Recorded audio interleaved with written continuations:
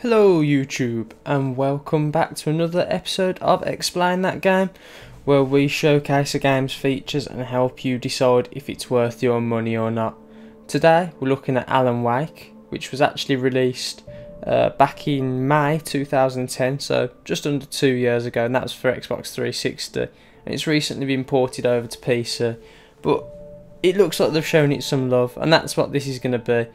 We're going to focus on looking at the main things that they've done to make the title suitable for PC, because everyone probably knows how the game plays by now, so I will show it, but only very quickly. So, a few things I'd like to say first. It is £22.99 on Steam at the moment. If you buy before the 23rd of February, you'll get the collector's edition for free, and when the offer ends, it will go up to £26.99. It was made by, developed and published by Remedy Entertainment, and the game is fully compatible with Nvision and Eyefinity 3D. Okay, so with that said, let's look at the menus. Okay, so episodes, I believe that's our DLC. Got extras, statistics. I haven't actually looked at these yet. Ooh, just tells us various things of the game. Okay, so we know we get a revolver, flare gun, shotgun, hunting rifle, flashbangs, and there's vehicles. So there's various different weapons to find in the game, which, as you can see, all of which I haven't found yet, because I haven't played the game that much myself. Playback. Ooh, cinematics, so you can watch cinematics after. That's a nice feature. And the soundtrack, which you actually get with the collector's edition anyway, in the Steam files. And credits, we all know what the credits are. Okay, options. This is the important bit that we want to look at. We've got subtitles and video commentary. The dev commentary might be quite interesting. I haven't checked that out personally.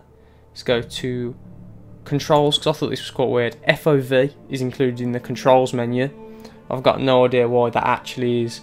And again, same with Dear Esther. There's a slider, but it doesn't actually tell you what the angle is, which I personally find annoying, because I'd prefer to know what angle I'm setting it to. Either way, I've got it cranked up that much, and it seems to be fine, to be honest.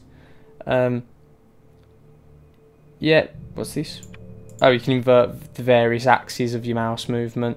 There's control support, as you would expect. Doesn't look like you can reconfigure your controller though. Not fully anyway, which is unfortunate. But you've got full control of your key bindings for your PC, which is always a bonus. Okay, and onwards, let's look at the graphics. Got your resolution options, which I'm not going to mess about with in case it fucks the recording. There is windowed full screen, VSync, HUD. I suppose that's quite cool for from a journalistic standpoint, for taking screenshots and things. Advanced options, that's what we want to see. Anti-aliasing, all the sort of things that you'd expect from a PC game. I think they've actually done a pretty good job of including all the options that are needed. What the difference is in terms of looks between high and low end, I haven't actually tried, but that'd be quite an interesting experiment. Okay, so now let's jump into the game. From what I can tell, the game revolves around a struggling writer who's trying to get away from it all, if you like, and he keeps having nightmares. And it seems, without spoiling anything, that he's finding inspiration via these nightmares, but there's also something more sinister going on. And I think in terms of story, we'll leave it there. I don't want to ruin anything for anybody else. So if we just continue going from the last point, because there's no story elements here or enemies, I can just give you a basic demonstration of the mechanics. Ooh, Heliflopter. Okay, so first thing that I noticed when I started playing the game is it doesn't feel like you're running straight. I don't know, the camera angle feels slightly off. You do get used to it though, which is good. Okay, so main mechanic is you have your torch, which does move slightly independently of your body. His arm doesn't move with it, which is bit unusual. It does slightly, not much. And by holding right click you can boost it. Your boost meter for your torch is in the top left, as you see, and boosting drains that. And you need to use your torch to be able to kill enemies because they're shrouded in darkness, and you sort of burn it off them with the torch, if you like, which then makes them vulnerable to attacks. But if your boost meter runs down, let's just do that. There we go, torch conks out, and you can either wait for it to go back up, or you can insert a battery. As you can just see, my battery counter, which is underneath the boost gauge, just went down. And then once your enemies have had their darkness burnt off them, if you like, you can take them down with one of your weapons. Oh shit, that was a flare gun.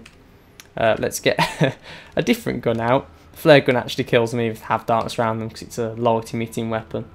Okay, there's the normal gun. There's a slight delay on firing it, but to be honest, in combat it feels pretty smooth.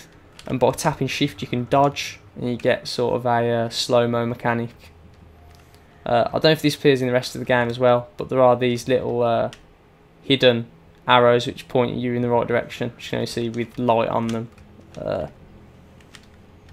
Light here. And there are various mini games to help you accomplish things throughout the game.